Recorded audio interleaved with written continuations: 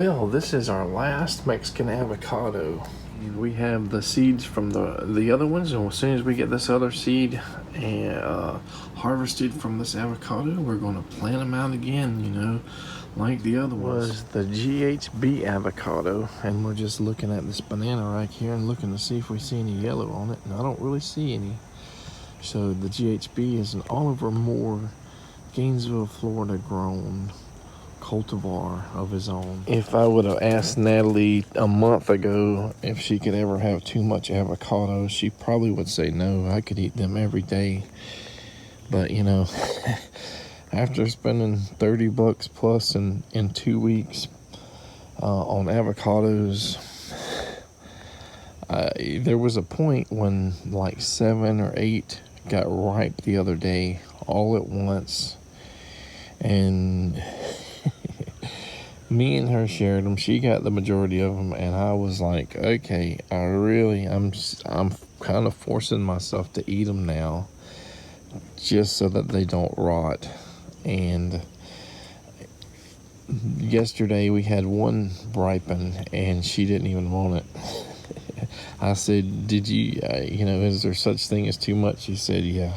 I think I'm done with avocados for a little bit. Of course, fresh isn't the only way. You can, I think, freeze it for smoothies. I think you can definitely make avocado ice cream and guacamole, possibly other stuff. We really need to find a home for these North American white sweet potatoes here. I'm getting sort of antsy, or needing some potting soil. And of course, I think I said in the last video that I rely on other people because I don't have a truck. And we're busy, everybody else is busy, but we do need a load of potting soil and probably some compost as well. We're not to the point of using only our homemade compost because, if we keep it an active compost pile going, that it has to have a certain amount of activity in it to keep it hot, to keep it going. So if we decimate all of it, doing stuff for our plants, we're going to have to start over from scratch. This is a multi-year compost pit, and we probably take about, at the most, maybe half to 60% in a month, in one season, maybe more than that.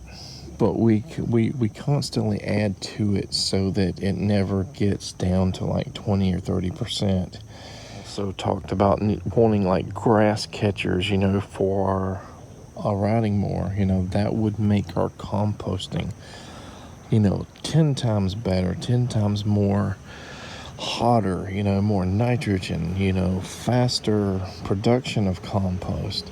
And I talk about, wanting a wood chipper.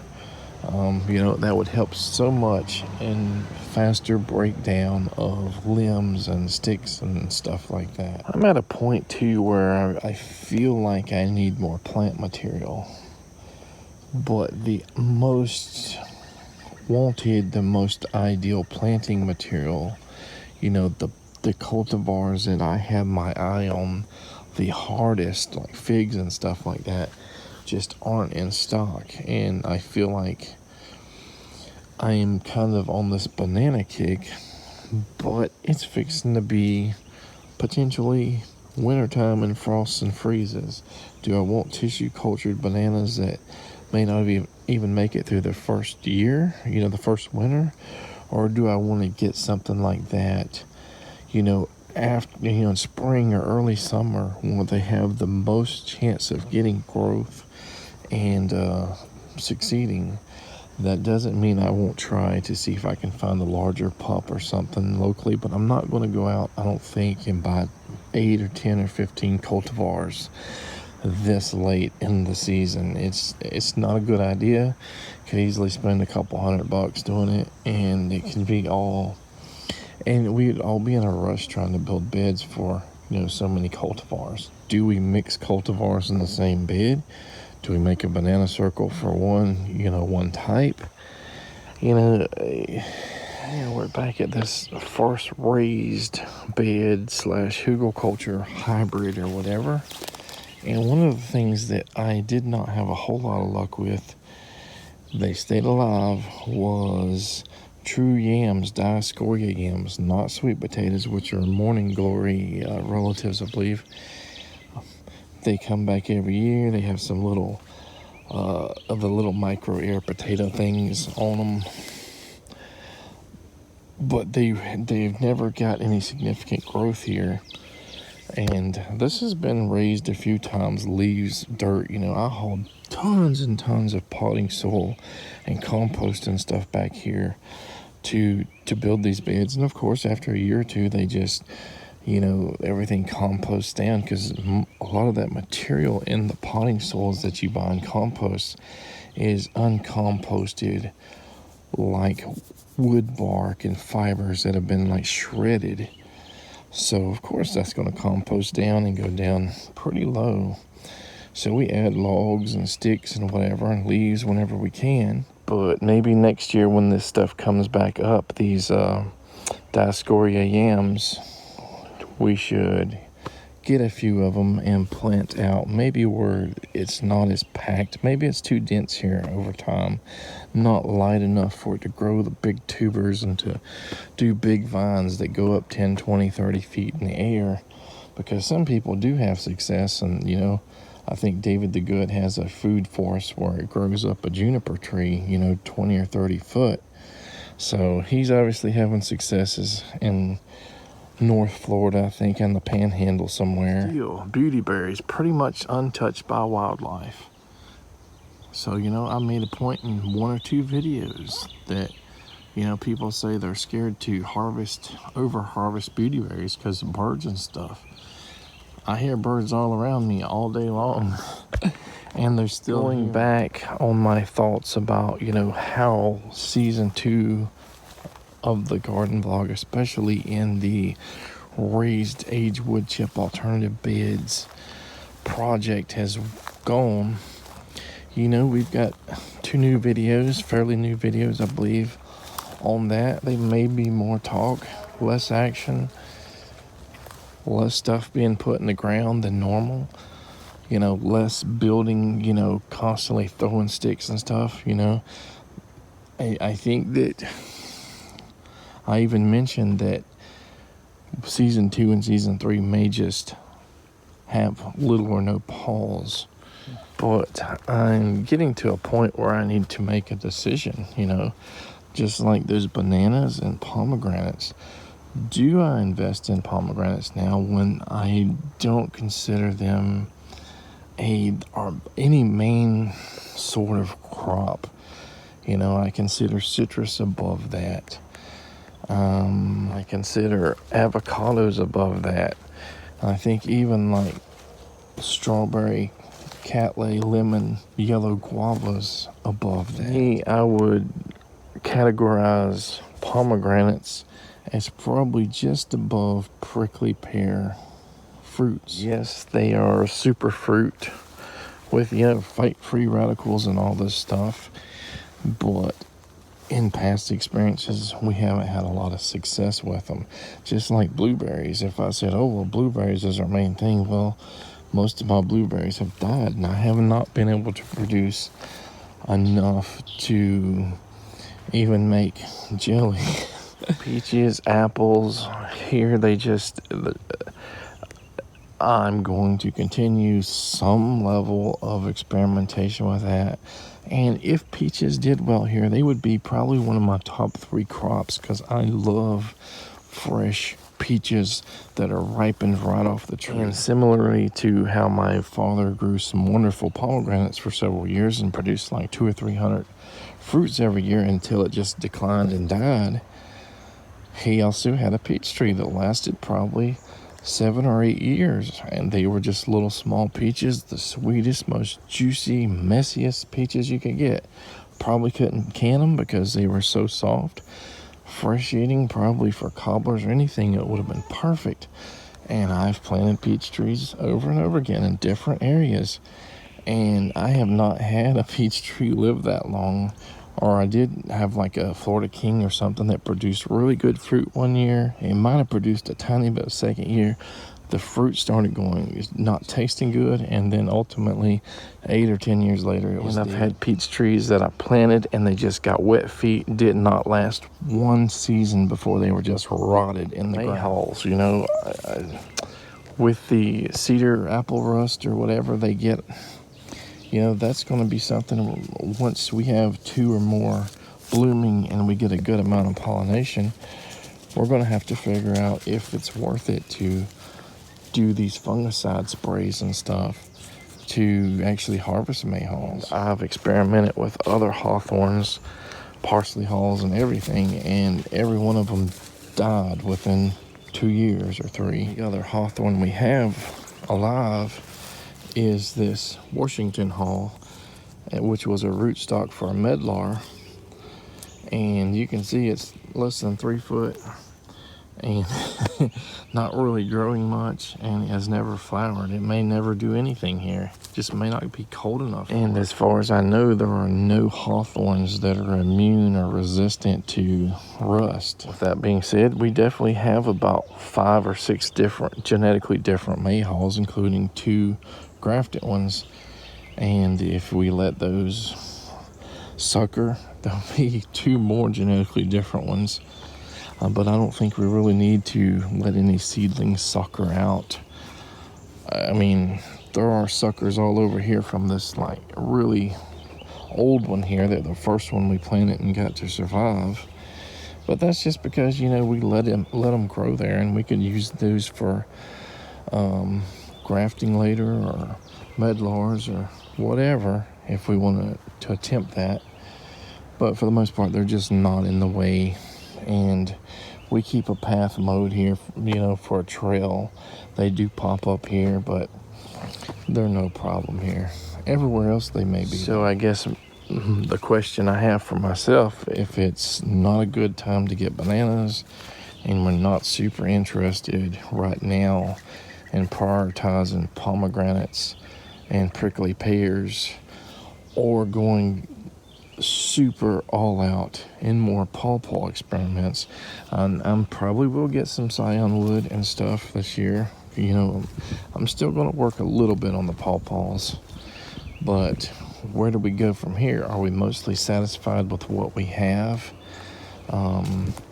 If the avocados live, I definitely will replace the Mexicola Grand that died. We may get more pears or scion wood and graft onto the rootstocks from the Baldwin and the other one I have, just to try to replace maybe the Baldwin. And my bad luck with American persimmons, micro grafted plants and stuff like that, is telling me I probably shouldn't spend hundreds of dollars trying over and over again and failing over and over again.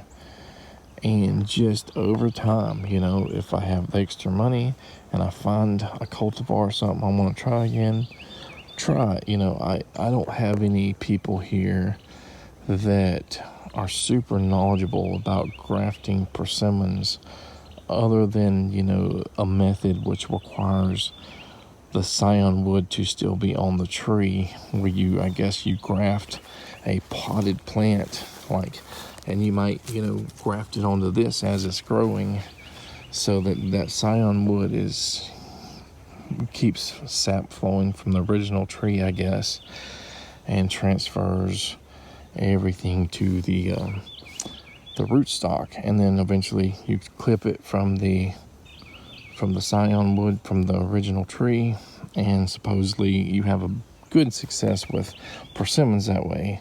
But if I'm getting scion wood from American persimmons, 90% chance or more it's going to be from up north. I'm not going to have the original tree to do that with. So I think we're going to have to shift focus on trying more tuber crops, trying more vegetable crops, and let a lot of these pawpaws and everything just play out over time, just see what they do. And we still have stuff in the pot that we need to set up beds for, you know, including that pear. We got to find a place for it to put it in a bed, and you know, hopefully propagate these Cattleya guavas and stuff as they produce fruit, get this and get the fruit and the seeds and stuff, and see how successful we are doing that. Amplify the Suriname cherries. You know, they're kind of spreading themselves already, but now we have this a seedling of Zill's Black Suriname cherry, which has been in the ground maybe a year. I'm not sure. It's doing really well. As it produces seeds, we'll probably go to the black only, but that doesn't mean our red one is going to be chopped up, or any red ones that we have growing in the ground are going to be killed. They're going to produce fruit, they're going to produce seeds, they're going to resprout, you know, all around the tree anyway. So focusing on getting seedlings for other people, you know, we talked about, you know, helping the community more, getting more plants for the community and giving them away, trading them. So we desperately need to get potting soil and start, you know, up potting small stuff, separating things where there's too many things growing in one pot, pulling things like those Suriname cherries out of the ground and potting them, and possibly, like I said, put some more in the ground in other places. We should have enough to put a few more on the ground and give away quite a few. Put some of the turmeric out there in wetland zone 1 in that little hilly area where I have other gingers and elderberries and stuff growing. I don't know why the turmeric tubers that I put out last year or whatever, early this year, whatever, had never came up, but this is a little patch that's always come up. And maybe some of the culinary ginger there. There's probably not anything else I can say or do until I get some potting soil and extra time. Am I going to cut this video now and send it up without nothing productive on it? Or am I going to just save this video for later and tack on once we get that potting soil and get some actual action going here, besides just walking and standing and talking.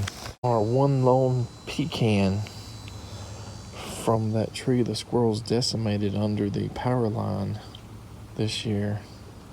We had so many pecans out there on the tree that just weren't mature, and the squirrels just nibbled, and the whole driveway was full of green pecans. May not be an award-winning pecan for size.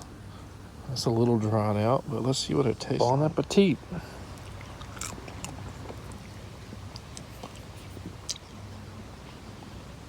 Tastes like a pecan. A little bit dried out tasting too, but not bad. Check how big this frog is. There's my hand. And big. Probably 3 inches or more. Oh, there's a leaf. There's a leaf. Bigger than some apples. Get the tragedy. We got some of the stink water here, and we're going to kind of nutrient drench that hill there, but away from the roots. I don't want to burn them. So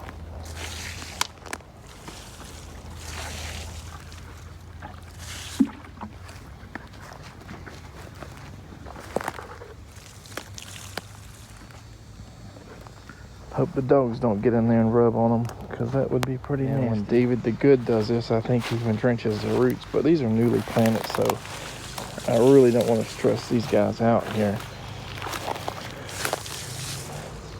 Can't really see what I'm filming. Hopefully I get some of this on camera. This is that monkey wrench bed here. And I'm going to start another stink water bucket right besides that one. So we don't really have any rainwater or anything to put in this guy. See if I can do this one-handed, open it. And look at there, there's some kind of grain or something from who knows how many years ago. Corn or something. Hey, that'll work. Put rainwater in that, that'll ferment. I did not even know there was anything in there. It does have that cracked corn. I'm gonna put some of this rainwater and duckweed in there just to give it a start. There we go. I don't want to use all my rainwater because I might have to plant some other stuff. But I'm gonna keep the top open, and when it rains, a good 2, 3, 4, 5, 10 rains, however many, and gets it 2/3, 3/4, then we'll put a lid on it. And I may still add weeds and stuff to it anyway as it rises. Well, maybe we should try some of the stink water on this fig that's just kind of bushing and not getting tall. Will they give us some growth, or are we too close to fall and winter? What is it going to stop growing anyway? I don't know, because there is some green growth right there, about 1.5 inches there, and there's a few little leaves here and there. Maybe we'll give it a little bit, and hopefully it doesn't burn it. But now we'll be able to see in a week or two or whatever if it gets growth or if it starts drooping and dropping leaves. Have that much in the pot here, the bucket, but just kind of spread it all around there. That's probably half a pint, maybe. Maybe I should seed that other one with just a little bit of this.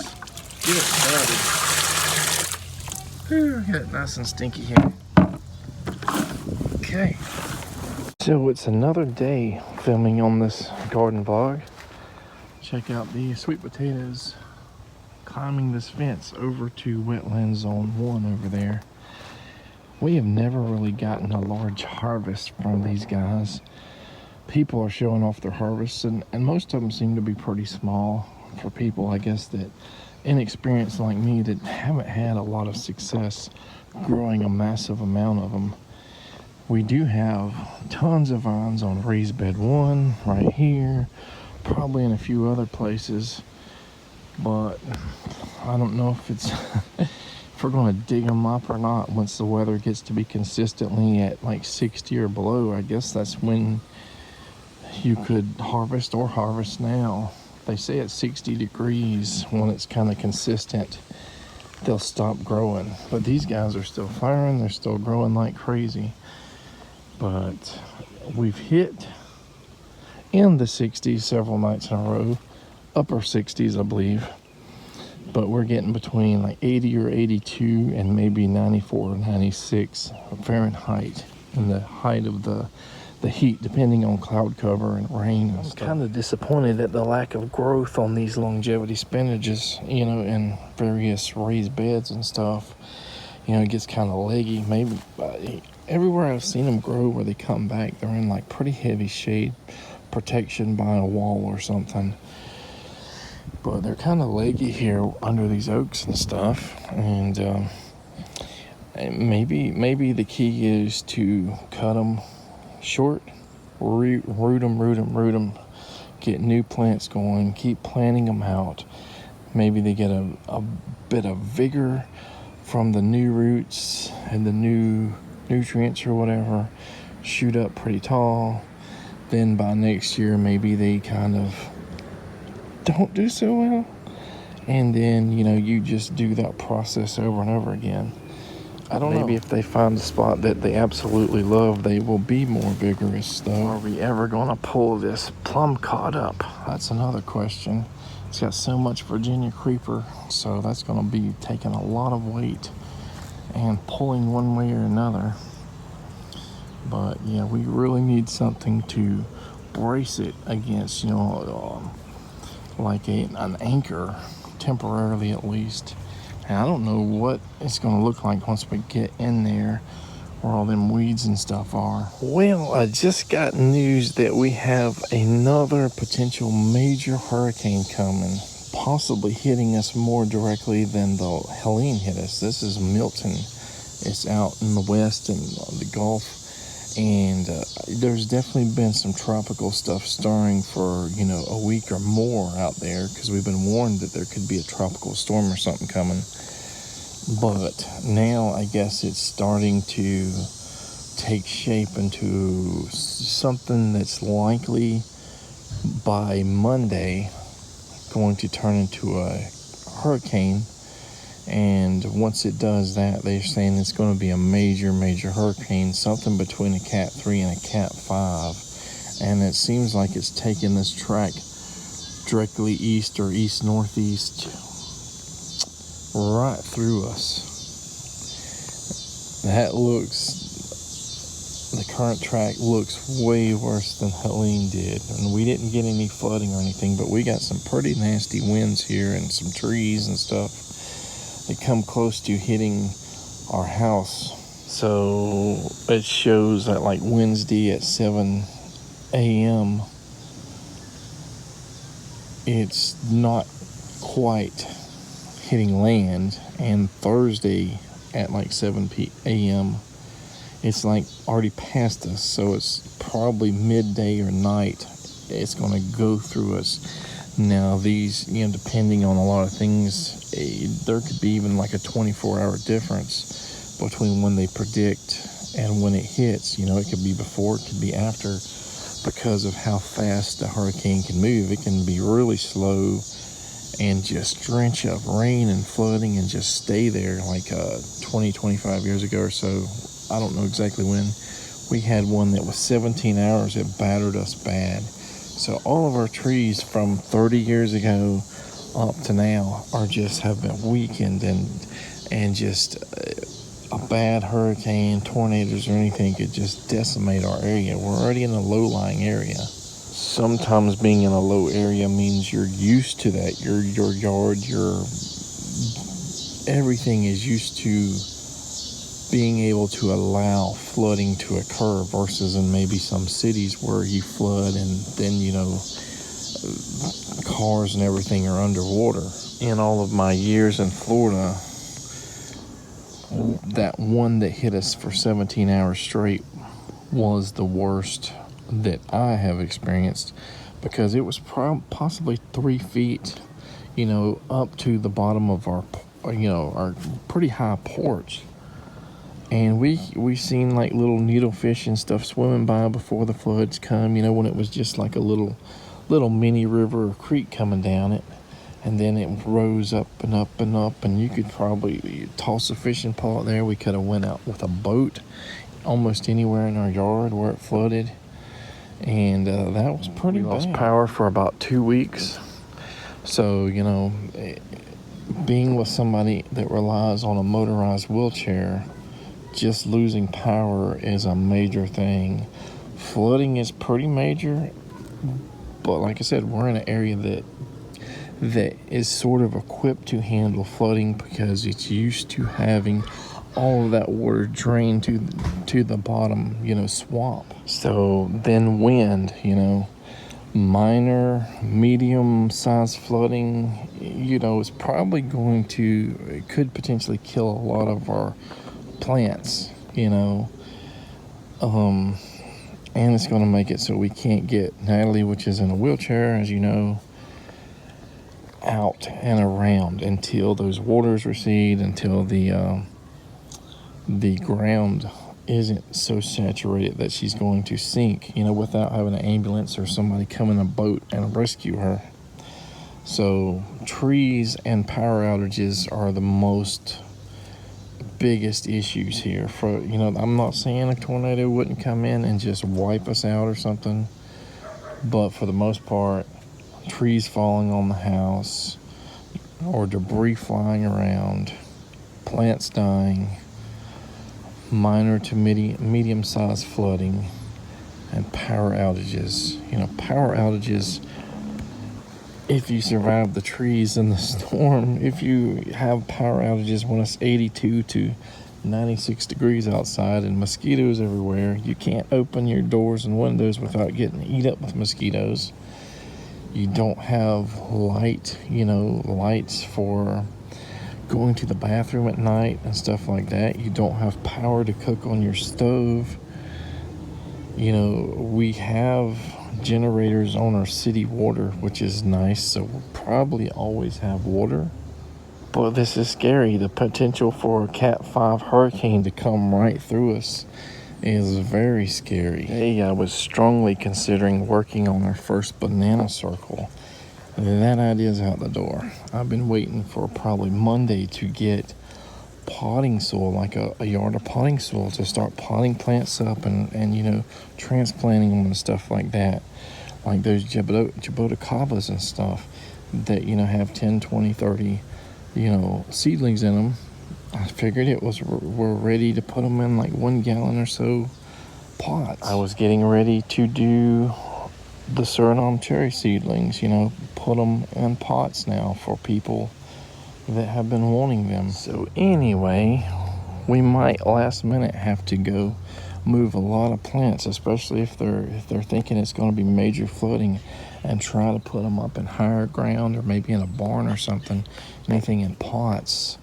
And for the most part, we don't really need to work on putting new plants in the ground, working on the beds too much. I mean, I'm still may throw sticks and leaves in some of these raised beds and all, but yeah, no reason to do the banana circle yet.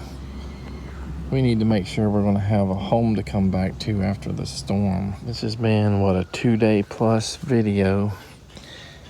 I was hoping to get, like I said, that potting soil and to do some other planting or something before I finish this video. Knew it was getting to be long, and I knew it's just another talk video. We haven't done much. It's not productive. It sucks. This is life, though. Y'all guys take care.